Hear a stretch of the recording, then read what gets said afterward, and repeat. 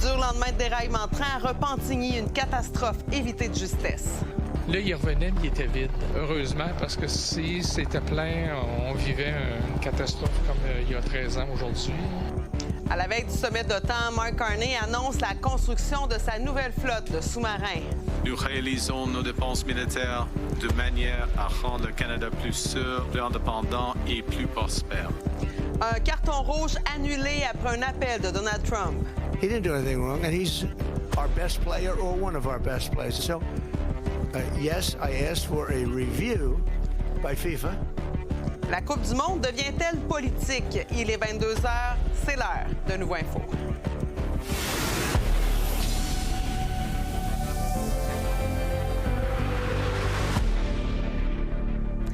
Bonne fin de soirée tout le monde. Encore ce soir, il y a des citoyens de Repentigny qui s'estiment très chanceux. Hier après-midi, 46 wagons se sont retrouvés dans tous les sens, à proximité de leur maison, de leur piscine, même directement sur une piste cyclable. Le déraillement de train n'est pas sans rappeler, bien sûr, la tragédie de Lac-Mégantic il y a 13 ans, jour pour jour. Heureusement, personne n'a été blessé cette fois-ci, mais les images parlent d'elles-mêmes. Lily Mercure s'est rendue sur place. Des catastrophes comme ça ne devrait pas exister en 2026, pas après ce qui est arrivé avec le lac Mégantic. On est lundi, milieu de journée, et derrière moi, il y a de la machinerie lourde qui s'affaire à ramasser les débris causés par le déraillement de train hier à Repentigny. Ce qu'on sait, c'est qu'il y avait 45 wagons en tout. Il n'y avait pas de produits toxiques. Par contre, ça a causé un grand choc pour les résidents du quartier. Là, c'est les trains, premièrement, les wagons qui transportent le bois. Ce couple n'était pas à la maison quand le train a déraillé hier. Par contre, en voit bien les conséquences aujourd'hui. Il était peut-être 5 h moins quart. C'est arrivé à 4h30, 5 h moins quart. J'essayais de revenir à la maison. Là, c'est là que les policiers ont dit tu peux pas rentrer. Mon chat, il est dans la maison. Je sais pas s'il a mis les breaks, je sais pas, on n'était pas là, hein? Mais les wagons faisaient ça comme ça, puis là, ça a tout parti en vrille. Ça a tout envolé partout. Mais il roulait trop vite, le train, ça. Il roulait trop vite, ça, j'en déborderais pas. Il roule toujours trop vite, le train ici, tiens. On était dans la piscine avec des amis, puis on était justement en train de dire qu'on aimait le secteur, puis qu'on n'entendait pas le train, puis tout. Puis peut-être 15-20 minutes après, on a entendu le déraillement. Puis nos voisins, ça, c'est pas normal, qu'est-ce qu'on entend là? C'était l'enfer, c'était un bruit de tôle, de ferraille. Ce qui est frappant aussi, c'est que oui, le déraillement de train est survenu juste à côté de ces résidences du quartier Le Gardeur, mais il y a une piste cyclable qui sépare les maisons de la voie ferrée. S'il aurait fallu que le train déraille quand on passait, ça aurait été une catastrophe parce qu'il y a beaucoup de gens qui circulent sur la piste cyclable de Repentigny, ici, le secteur Le Gardeur. Joint par courriel, le Canadien national indique ne pas accorder d'entrevue pour le moment. Par contre, souligne que 3 wagons ayant précédemment transporté du diesel étaient impliqués dans le déraillement, mais ils n'étaient pas chargés au moment de l'événement. Aucun wagon transportant des marchandises dangereuses n'a été impliqué. Sur le boulevard Le Bourgneuf, il y avait un bump, là, tu sais, puis ils ont été obligés de réparer ça. Puis ils l'ont arrangé, puis ça avait l'air beau, parce que là, on passait après, puis ça faisait pas de poc-poc, là, tu sais, ça roulait bien.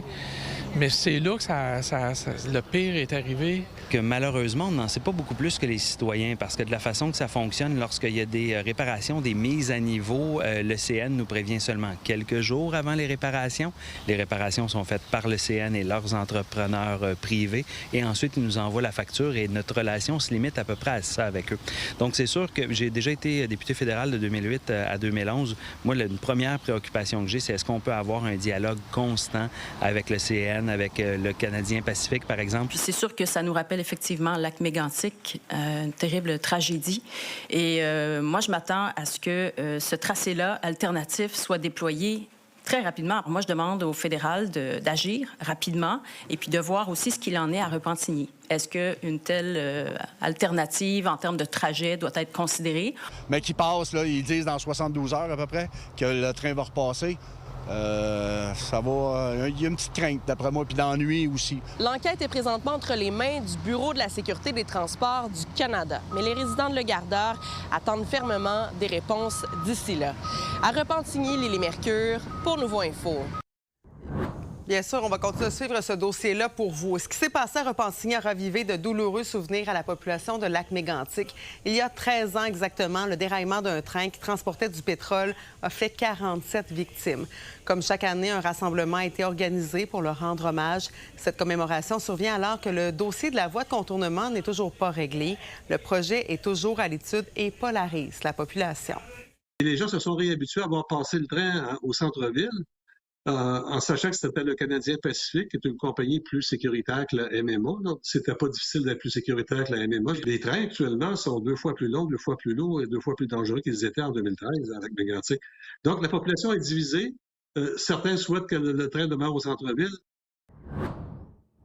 Sur la scène fédérale maintenant, c'est le consortium germano-norvégien TKMS qui hérite du contrat pour construire 12 sous-marins de la flotte canadienne. Un contrat d'une valeur estimée à environ 100 milliards de dollars. C'est l'un des plus importants en matière de défense. On fait le point tout de suite avec la spécialiste en politique fédérale et professeure titulaire à l'Université d'Ottawa, Geneviève Tellier. Bonsoir. Oui, bonsoir. D'abord, parlez-nous de l'importance de ce contrat-là, bien sûr pour le Canada, mais aussi pour la défense du pays.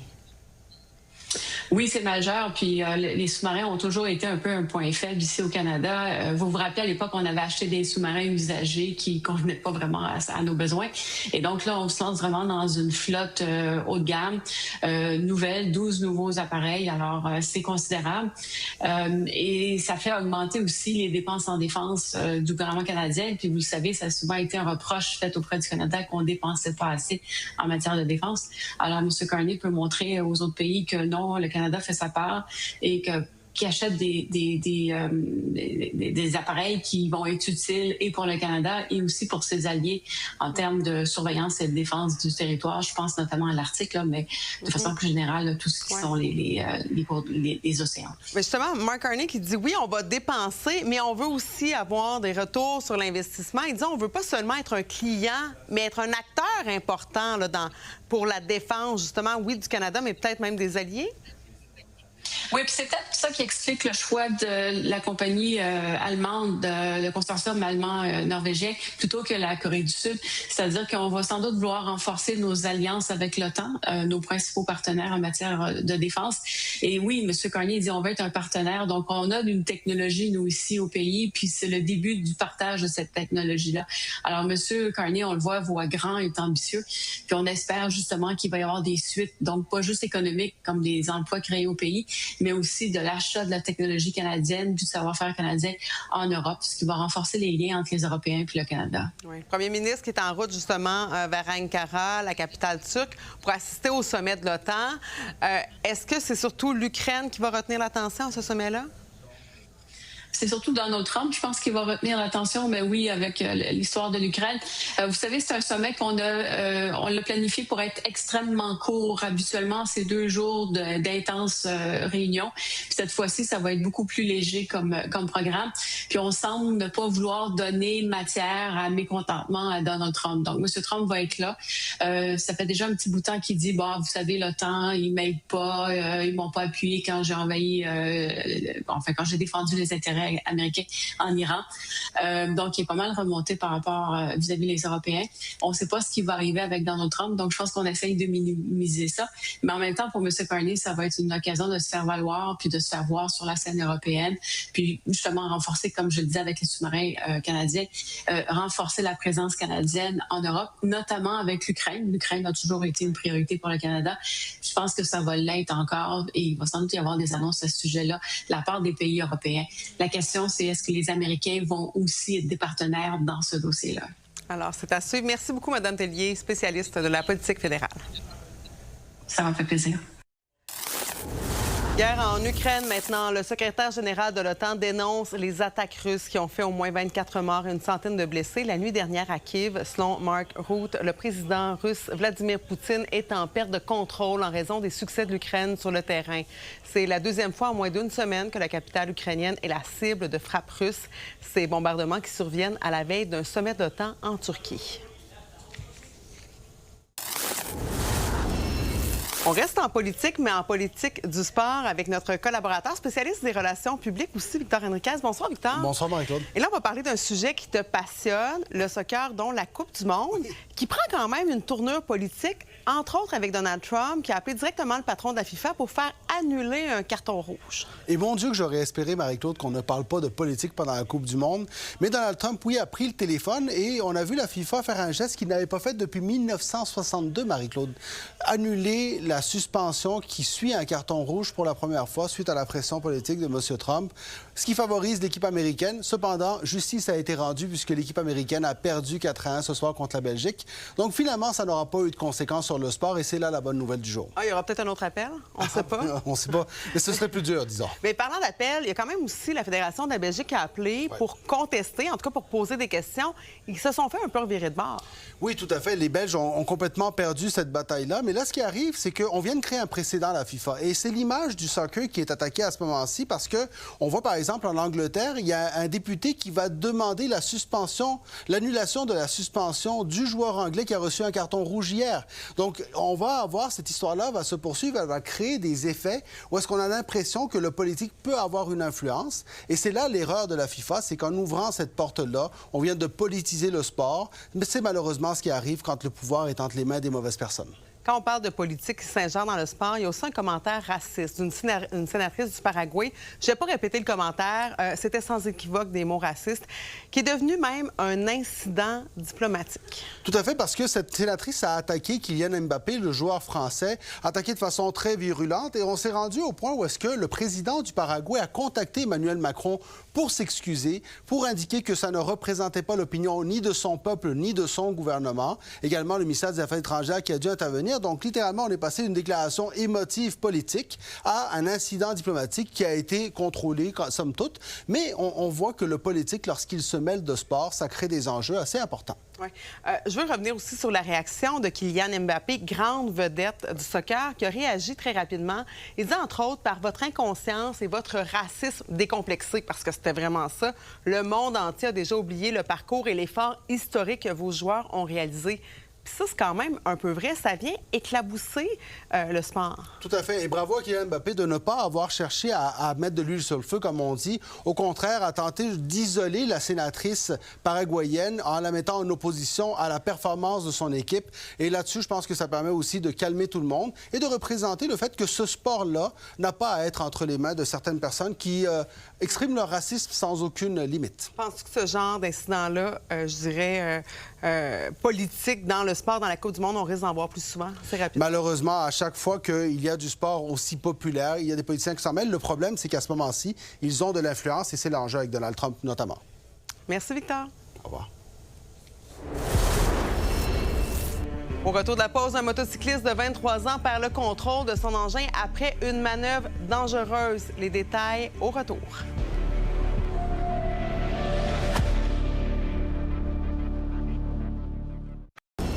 Il fait beau, il fait chaud, la baignade est populaire. Ça comprend quand même des risques. Depuis le début de l'année, on est rendu à 25 noyades au Québec et à Montréal, il y a 2 jeunes hommes qui ont été retrouvés sans vie dans le canal La Chine dans la nuit de samedi à dimanche.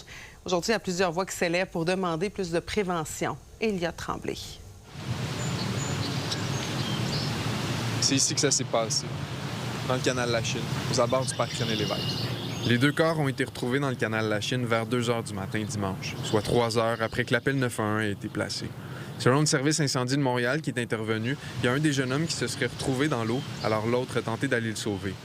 Reynald Dawkins, qui est directeur général de la Société de sauvetage du Québec, affirme que c'est une situation qui arrive parfois, mais c'est quand même assez rare. Il y a en moyenne, selon le Centre canadien sur la recherche sur les noyades, 7 personnes qui meurent par année à travers le Canada parce qu'ils ont fait une tentative de sauvetage aquatique. Peut-être aussi une sensibilisation à se faire faire au niveau de... Peut-être pas comment nager, mais dans quelles circonstances nager. Je sais qu'il y a beaucoup de noyades ici à cause de l'alcool, à cause un peu trop festif. Peut-être que sensibilisation à ce niveau-là, ça peut être bien aussi. C'est important de se baigner en saison, dans les heures d'ouverture, surtout à l'intérieur de la zone de surveillance, parce que même les nageurs expérimentés, dans le fleuve, c'est vraiment un environnement qui est imprévisible, donc c'est dangereux pour tous. Il fait très chaud actuellement, dans les derniers jours aussi. Les gens se baignent plus quand il fait chaud. Forcément. Est-ce qu'on voit une augmentation des cas de noyade quand il fait chaud? La réponse est oui. Regardez ce qui se passe en Europe. OK? En France, il y a eu un accroissement de noyades à cause de la canicule qu'ils ont connue. Tout le monde veut aller se rafraîchir. Alors, c'est ce qui nous amène à dire, avant de sauter dans des plans d'eau qui n'ont pas été aménagés pour la baignade, bien, il y a peut-être lieu là de rester sur le bord et de se rafraîchir plutôt que de tenter d'aller nager, parce qu'encore une fois, on a surestimé notre capacité de savoir nager. Si on me dit de pas me baigner, j'irai pas. Ça, j'aurais trop peur, je pense. Apprendre les rudiments de la natation. Pas en faire des Summer McIntosh là, qui va battre des records du monde, là, mais d'apprendre les rudiments aquatiques là, de la natation fait une différence, ça sauve des vies. Je nage pour me promener, mais je suis pas un bon nageur. Mettons que les sauveteurs sont nécessaires, c'est surtout ça. Non, mais dans le sens que je sais nager, mais pas bien. Ça fait 40 ans que je travaille pour cette cause-là. Lorsque j'ai débuté, on parlait de 200 décès liés à l'eau par année au Québec. Et maintenant, on parle d'une moyenne de 60. On n'a pas énormément de détails concernant l'événement tragique de samedi dernier. Tout ce qu'on sait, c'est qu'il y a une enquête en cours et qu'il y a un appel 911 qui a été placé. Donc forcément, éventuellement, on va avoir plus de détails à ce niveau-là. À Montréal, Elliott Tremblay pour Nouveau Info.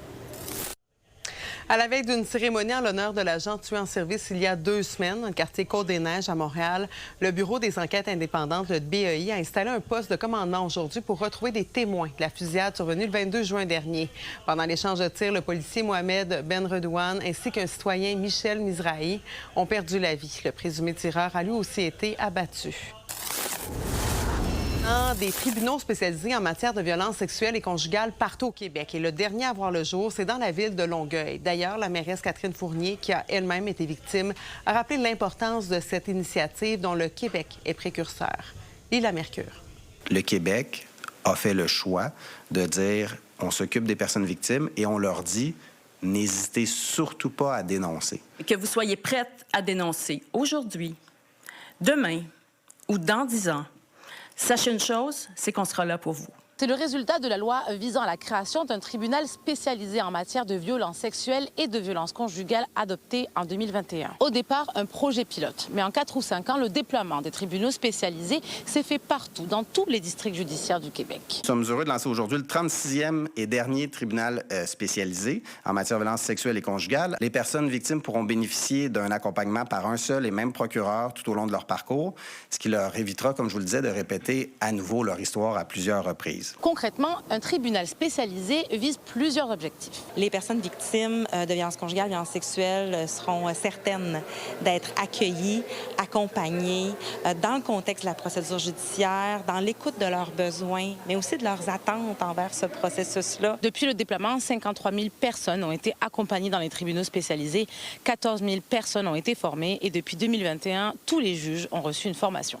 Pour combattre les violences sexuelles et les violences conjugales, il y a toujours de la place à l'amélioration. Et c'est justement ce qu'a souligné la mairesse de Longueuil, Catherine Fournier, en interpellant le gouvernement fédéral, elle qui a été victime d'agressions sexuelles. En fait, les tribunaux spécialisés ne s'appliquent pas actuellement à la Cour supérieure. C'est le droit de l'accusé de choisir s'il souhaite avoir un procès devant un juge seul, lequel cas il va en Cour du Québec, puis là, le tribunal spécialisé se poursuit. Mais l'accusé a aussi le choix, en vertu du droit canadien, de choisir un procès devant jury. Vous savez, on dit à quel point c'est difficile pour une victime de témoigner en cours devant un juge. Je vous amène à réfléchir comment les personnes victimes peuvent se sentir de devoir témoigner devant 12 personnes. Est-ce qu'il faudrait aussi maintenant que le fédéral regarde auprès de ces tribunaux ce qui est aussi capable d'être fait? Oui, il faut poursuivre ça. Il faut vraiment poursuivre cette idée, ce changement de culture où on ne regarde plus notre système de justice en fonction de la personne auteur. Je ne suis pas en train de dire que cette personne-là ne doit pas avoir de droit, bien au contraire, mais il faut vraiment toujours avoir en parallèle cette personne victime qui n'a pas demandé les événements, qui n'a pas demandé à vivre tout ça. Il faut prendre en compte ses intérêts, ses besoins et regarder tout ce qui peut être fait pour diminuer les obstacles de ces personnes victimes. En fait, nous, c'est sûr que les CAVAC accompagnent les personnes victimes, que ce soit devant juge seul ou devant jury, constamment. Maintenant, les règles peuvent effectivement changer et c'est là où la machine doit suivre. D'après le ministre de la Justice, seulement 5 % des victimes portent plainte. Alors, pour qu'il y ait un changement, il faut qu'il y ait un changement de culture. Et d'ailleurs, ce projet de tribunaux spécialisés est une première mondiale. Le Québec pourrait inspirer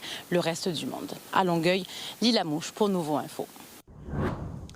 Il y a présentement une vidéo qui circule sur les réseaux sociaux et vous l'avez peut-être vous-même déjà vu. On y voit un motocycliste téméraire qui roule sur une seule roue sur l'autoroute Laurentienne à Québec. Et après quelques minutes seulement, l'homme perd le contrôle et fait une violente chute. Bon, heureusement, sa vie n'est pas en danger ce soir, mais sa manœuvre va lui coûter très cher. Caroline Dumont. Imaginez le tableau, vous roulez sur l'autoroute, comme derrière moi, et vous voyez dans votre rétroviseur une moto qui arrive à vive allure. À votre hauteur, il lève la roue d'en avant et comme vous constatez son déséquilibre, vous avez le réflexe de ralentir et de demander à votre passager de filmer avec son cellulaire. Quelques secondes plus tard, il perd le contrôle et fait une violente chute. C'est ce dont a été témoin un citoyen de Québec, tel que vu dans une vidéo largement publiée sur les réseaux sociaux. Heureusement, la vie du motocycliste n'est pas en danger, mais la vidéo montre clairement plusieurs infractions au code de la route. On parle entre autres d'une conduite imprudente ou dangereuse, si vous voulez, qui est quand même un constat d'infraction de plus de 1 500 $ assorti à 4 points d'inaptitude.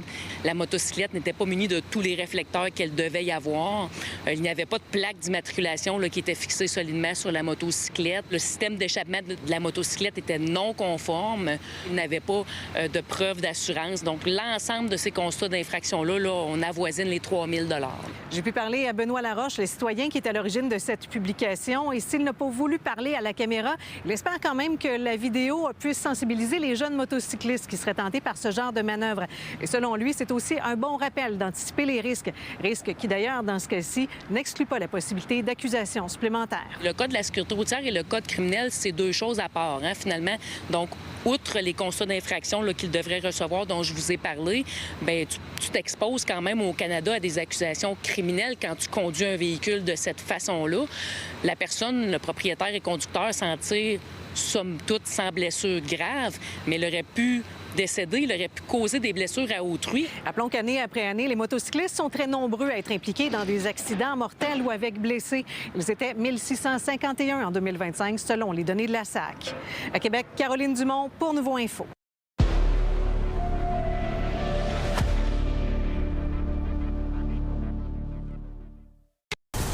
L'astronaute Jeremy Hansen quitte l'Agence spatiale canadienne. Le scientifique de 50 ans était l'un des 4 membres de l'équipage de la mission Artemis 2 qui a effectué un voyage historique autour de la Lune en début d'année. Il occupera donc de nouvelles fonctions à compter du mois de septembre, mais on ne sait pas encore lesquelles. Jeremy Hansen va toutefois demeurer réserviste au sein de l'aviation royale canadienne.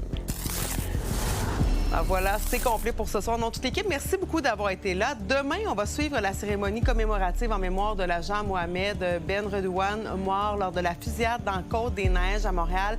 Et c'est aussi le sommet de l'OTAN à Ankara. Alors, on suit ça. Rendez-vous aussi sur nouveau.info. Là-dessus, bonsoir, bonne nuit tout le monde. À demain.